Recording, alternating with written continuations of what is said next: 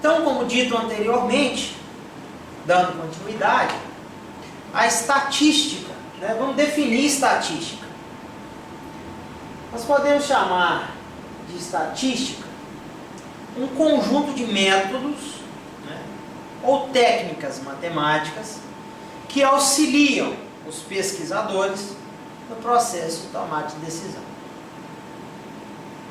Então, um determinado estimador, né, uma fórmula, a gente também pode chamar de estatística, né, porque não deixa de ser uma ferramenta que vai nos auxiliar no processo de tomada de decisão.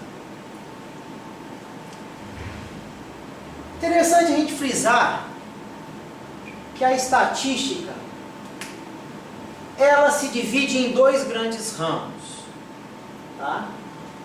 O primeiro deles seria a estatística descritiva e, posteriormente, a estatística inferencial. Qual é a diferença entre as duas, né? São os dois grandes ramos da estatística. A estatística descritiva preocupa-se única e exclusivamente em descrever uma amostra ou uma população quanto à sua variabilidade e medidas de tendência central.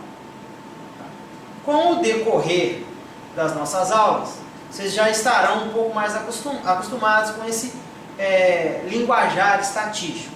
Tá? Nós vamos introduzindo os conceitos paulatinamente e daí então vocês passarão a entender de forma mais sucinta. Mas de maneira geral, pensemos agora o seguinte, a estatística descritiva cuida em descrever uma amostra ou uma população quanto às suas medidas de tendência central e variabilidade. Tá? Ao passo que a estatística inferencial já é o ramo da estatística que preocupa-se em, a partir de uma amostra, generalizar a população que a originou. Percebam que já introduzimos dois conceitos agora, quais sejam população e amostra.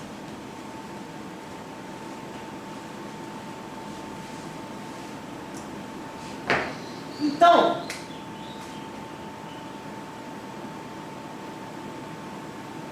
população. Chama-se de população um conjunto de indivíduos ou elementos com pelo menos uma característica em comum. Então você pode, né,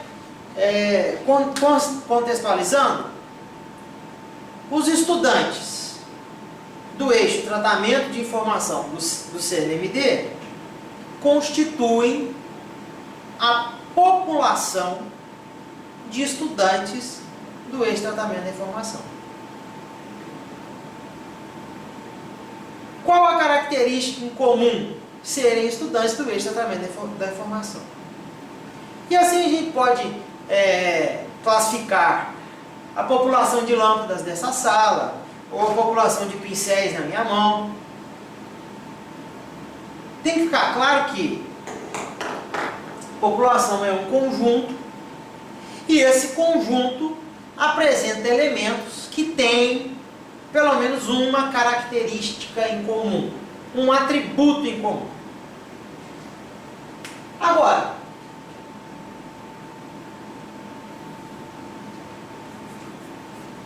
digamos que isso aqui seja uma população, tá?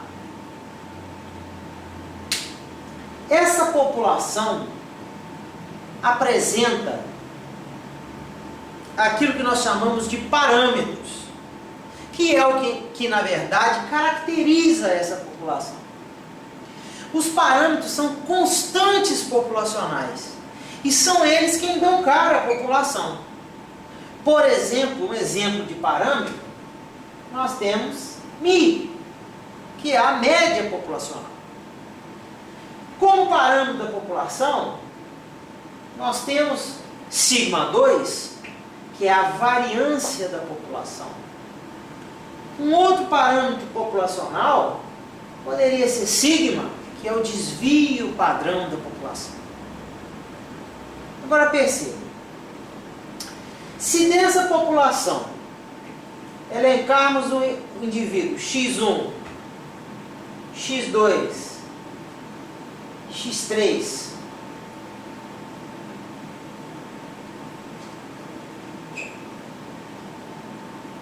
e compusermos um subconjunto populacional, nós criamos então aquilo que nós chamamos de amostra. Então o que é a amostra? É um subconjunto da população. Obviamente que os indivíduos que irão compor a amostra também apresentam uma característica em comum, pois vieram da população. E agora o que chama a atenção é que a amostra deve ser representativa da população que originou. Então nós já falamos em dois conceitos aqui. Na verdade, três: população, amostra e parâmetro. Parâmetros são constantes populacionais. Então, se eu quiser medir, por exemplo, Mi, que é a média populacional, como é que eu encontraria Mi? Eu deveria medir todos os indivíduos da população para uma determinada característica. Imaginemos uma população,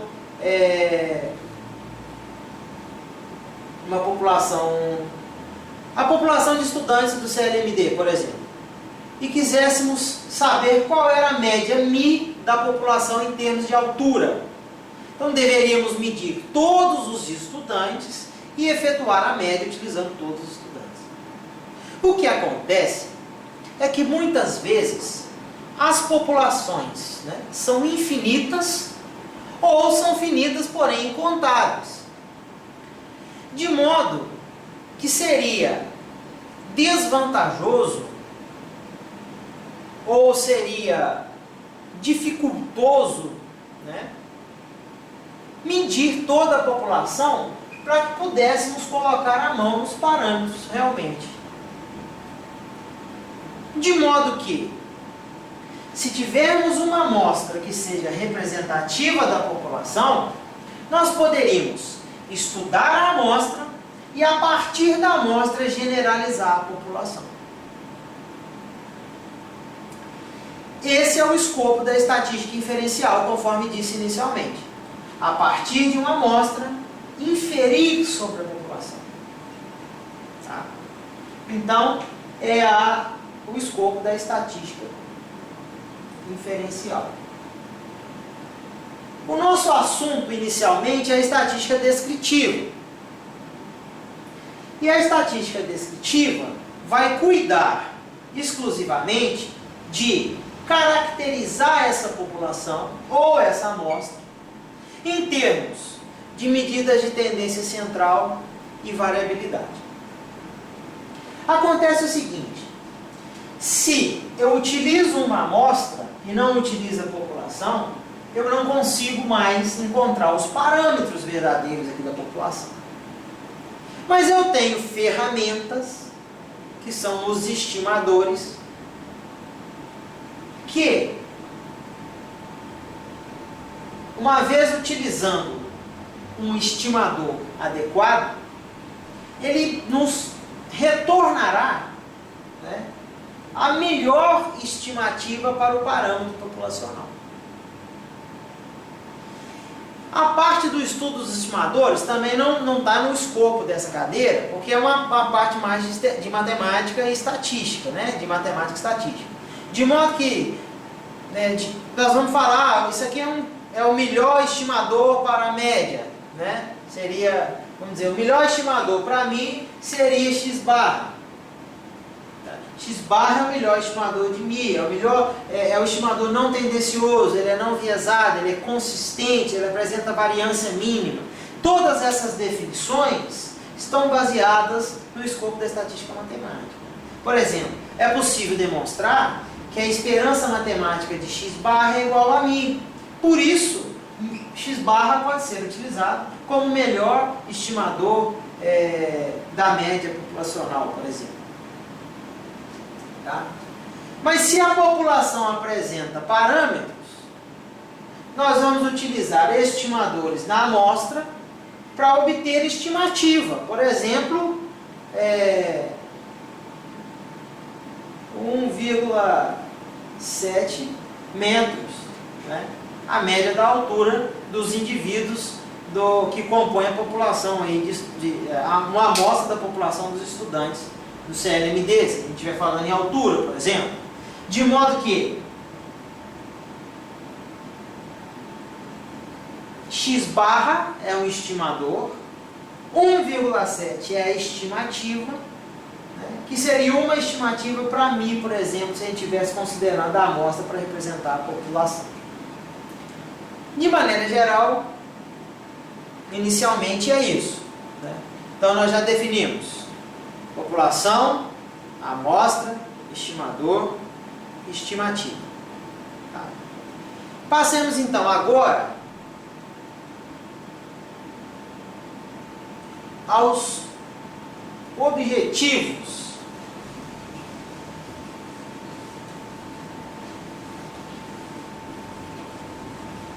do nosso tópico inicial, que é a estatística descritiva.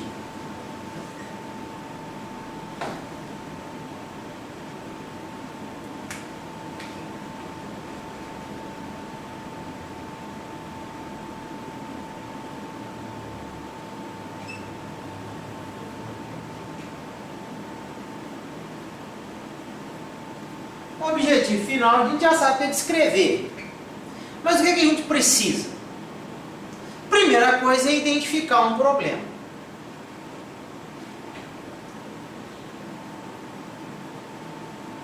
A ser estudado, ou a ser medido, mensurado,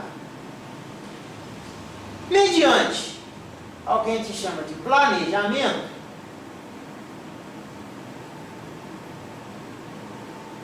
nós vamos proceder à coleta das informações ou a coleta de dados, de atributos, que pode ser a produção de soja no estado do Rio Grande do Sul, produção de arroz, por região, por micro-regiões, ou no Brasil inteiro. Pode ser também o regime hídrico de determinada região, pode ser a distribuição de energia elétrica. Isso vai variar com o problema que eu estou estudando, a característica de maneira geral, ou o atributo de maneira geral. Então a gente tem uma situação problema que deve ser estudada do ponto de vista de um planejamento e posteriormente a gente procede à coleta de dados. Esses dados, né, após criticados, ou seja, a gente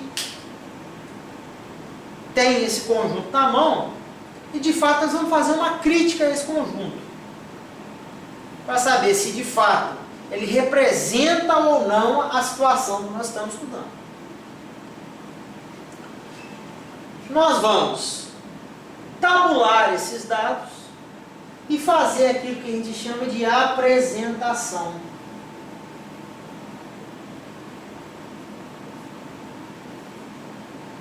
A apresentação, de maneira geral, do ponto de vista da estatística descritiva, pode ser via tabelas ou gráficos.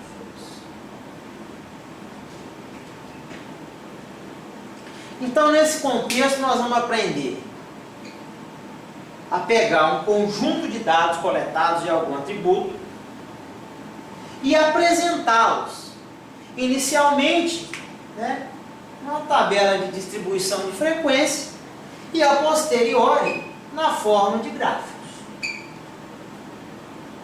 E aí nós temos uma série de gráficos que a gente pode utilizar para poder representar o conjunto de dados. O que nós estamos fazendo na verdade? Nós estamos resumindo. Inicialmente a gente tinha um conjunto de dados brutos enorme, que foi criticado. Depois esses dados foram agrupados em tabelas, contendo classes e suas respectivas frequências, o que já nos daria uma ideia da maneira com a qual esses dados se distribuem ao longo das classes que nós estamos estudando. E também podem ser apresentados em gráficos. Mas, professor, não teria uma forma, uma maneira ainda mais sintetizada de apresentar esses resultados? Sim, teria. Que seria utilizar as medidas de tendência central, de variabilidade, as medidas de separatrizes, né? E as medidas de forma também da distribuição, que aí entra a simetria, curtósia. E é isso aí que nós vamos discutir ao longo desse primeiro capítulo. Então, a priori é isso, né? Situação, problema, planejamento, coleta de dados, apresentação desses dados em tabelas e gráficos. E, finalmente, nós vamos trabalhar com medidas mais pontuais, mais resumidas. Por exemplo, a média desse conjunto de dados, a variância desse conjunto de dados, o desvio padrão desse conjunto de dados, o coeficiente de variação desse conjunto de dados. Será que a média foi precisa? Como é que a gente sabe? A medida da precisão da média, a gente pode utilizar o erro padrão da média. Nós vamos aprender como é que a gente calcula o erro padrão da média, tá? Para um conjunto de dados específico.